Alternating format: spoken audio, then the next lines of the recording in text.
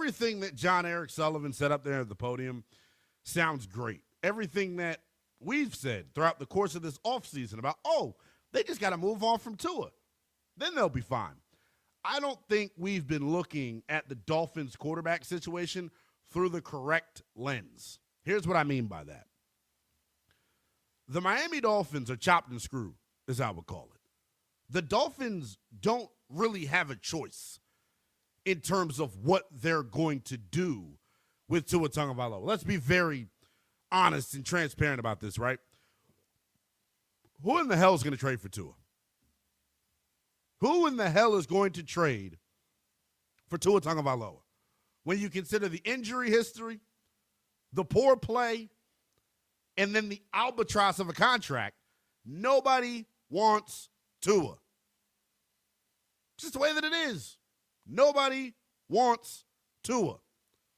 So if you're John Eric Sullivan, if you're the powers that be there in Miami, they're going to, like other teams on this list that I mentioned, they're going to have to get creative.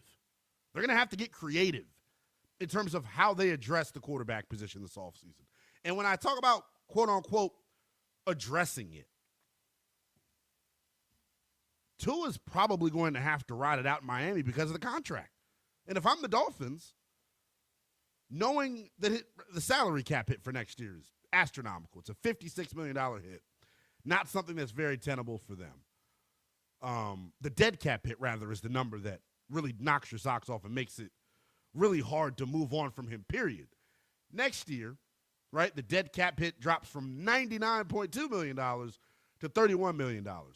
If they were to cut him, that $99 million cap hit would be the largest dead cap hit, in the history of the National Football League.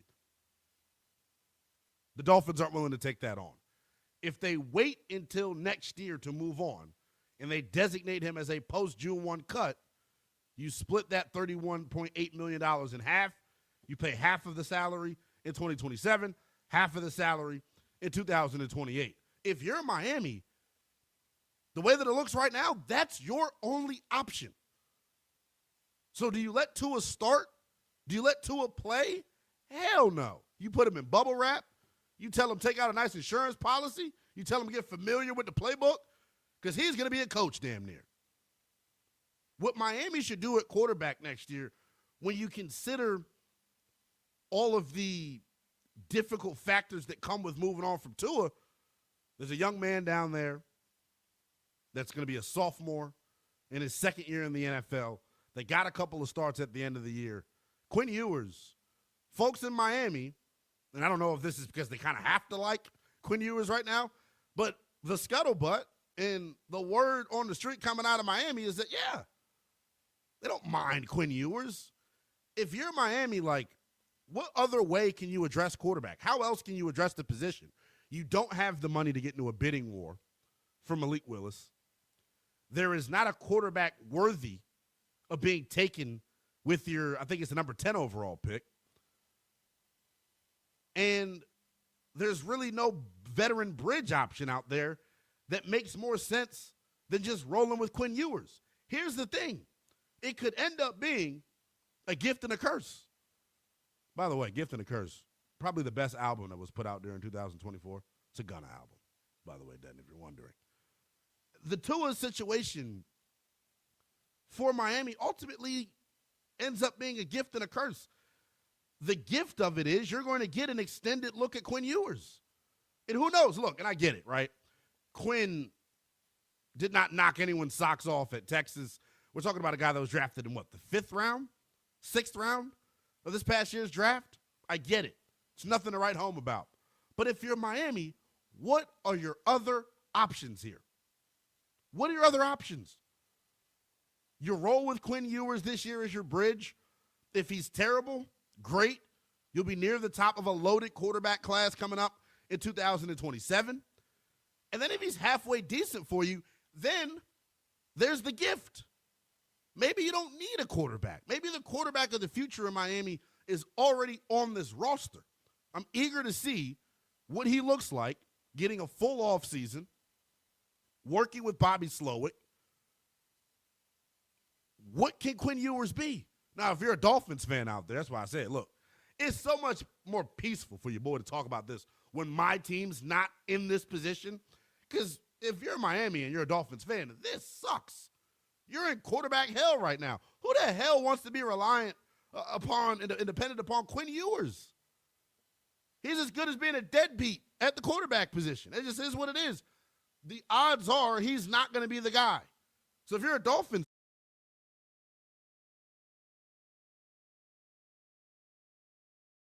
fan, what I'm basically telling you is wear paper bags over your heads for the entirety of the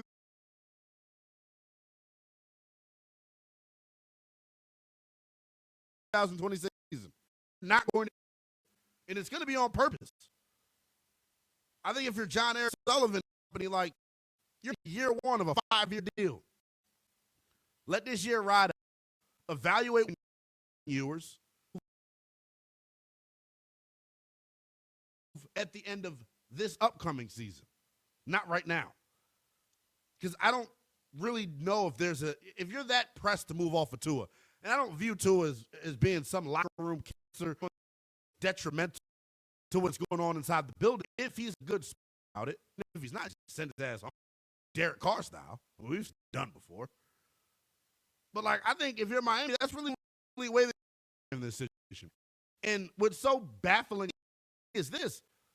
Throughout the entirety of this offseason, we've talked about Tua as a guy that can replace quarterback. We've talked about Tua as a guy that was going to be a placeholder for another team. That's not the case. It's just not.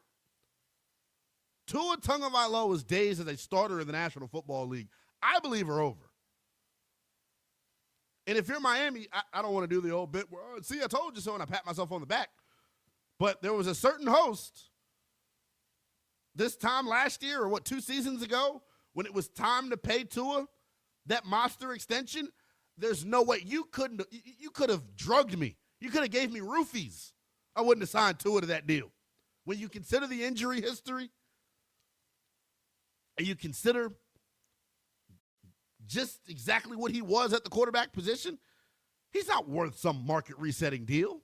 And now John Eric and the company have to clean up this mess that was left by the prior regime.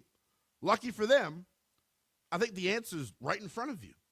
Lucky for them, I don't think you have to go through any sort of salary cap gymnastics to get to the bottom of this. The reality of the situation is Miami doesn't have a choice. That's the difference between the Dolphins and some of the other teams on this list. The Dolphins don't have a choice in terms of what they're going to do at quarterback. They need one. We all know it. But the Raiders, with the most cap space in the NFL, with the #1 overall pick, they've got options. Minnesota, with J.J. McCarthy and a decent amount of cap space and a first-round pick if they want to get crazy, they've got options. Miami doesn't. Miami doesn't. The way that I can compare the Miami situation, man, if you've ever been in a club, you're having a good time, it's near the end of the night, lights turn on, and you realize what the hell you've been touching and dancing on all night. That's where the Dolphins are right now. It's like waking up from a nightmare when you consider what they have at the quarterback position right now. They are screwed royally. And the crazy part about it is I don't even know if there are going to be any consequences for it. There shouldn't be. If you're Stephen Ross, if you're the ownership group, you got to be willing to give John Eric Sullivan and Jeff Hafley a pass for this year. They're so handicapped at the quarterback position. Well, there's an alternative. There's always alternatives, right? You can cut Tua, you can absorb the big salary cap hit and then go try to chase Malik Willis, but at the cost of gutting the rest of your roster. They're in salary cap hell if they decide to move on from Tua. It's crazy because, I don't know, maybe some people may say, well, it's always revisionist history. What do you mean you wouldn't have paid Tua? I wouldn't have paid Tua. Think about it, man. The injury history for me was always the big holdup. And last year, the ironic part about it, he didn't even get hurt. He just sucked. There was just a massive regression in his play for no reason. So, yeah, if you're a Dolphins fan out there, if you're anybody that roots for Miami, you right now are in quarterback hell. And it's not a fun place to be in, especially during this offseason, when I continue to say it. This offseason, the biggest story of the offseason, and right now, the biggest story of the combine out in Indianapolis, is quarterback. There is a supply and demand problem at the quarterback position that's going to cause some teams to make franchise-altering decisions that they may not be able to come back from. But if you're Miami, like I continue to say, it's almost good that you don't have options. It's almost good that you're pigeonholed into keeping Tua, into starting Quinn Ewers. It prevents you from making another poor decision. Is how I look at it. We had this conversation a couple of weeks ago, or maybe last week it was, looking at Kyler versus Tua. And I sat on this very program and I told you, I think Tua is the better functional passer. I think Tua is more accurate. I think Tua is a more traditional quarterback. I think his mechanics and so on and so forth are better than Kyler's. Kyler plays the game like it's backyard football. Doesn't play on time, doesn't play on schedule. But the one thing that we talked about last week that I'll reiterate here again, your best ability is availability. And I think even more so than the $99 million dead cap hit, I think the inability to trust him to stay healthy is probably the biggest problem that exists here when it comes to Tua Tagovailoa.